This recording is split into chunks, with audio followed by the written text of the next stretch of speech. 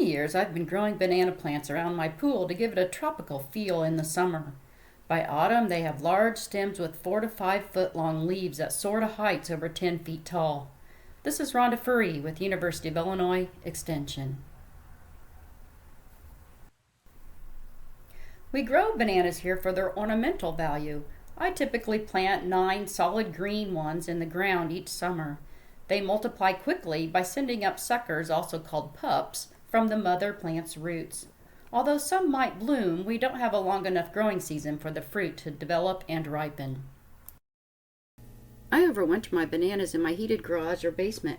After the first fall frost, like you see here, I will begin to cut off all of the leaves. I'll either use my battery-powered chainsaw, like you can see here, or I'll use a handsaw. Either one works really well because the plants have lots of water on and are really easy to cut.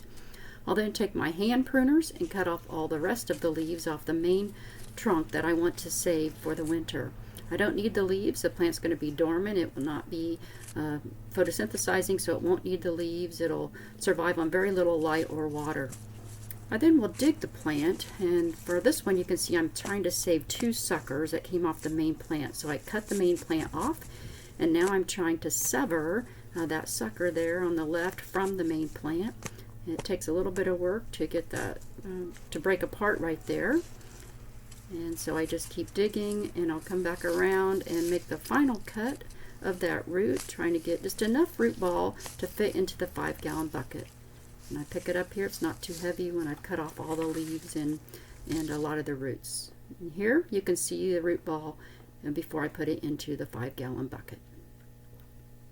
In early spring, I give them a sunny window and lots of water to boost their growth before I plant them back outside again in early May. I grow the more ornamental and more valuable ones in containers. This Rojo Blood banana has burgundy streaked leaves. Container-grown bananas can be brought indoors and enjoyed as houseplants if you give them lots of light and humidity. Provide the plants with the brightest location possible. Locate plants in high humidity areas or group the plants together.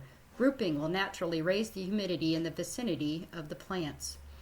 Since I expect some leaf loss and browning, I prune it way back so that it can grow new leaves indoors.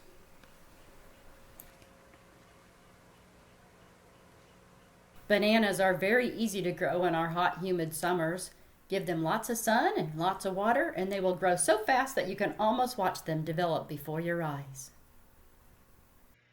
You can find more information at our University of Illinois Extension website shown here, or you can post questions and see other gardening tips at one of my IL River Hort social media sites serving Fulton, Mason, Peoria, and Tazewell counties.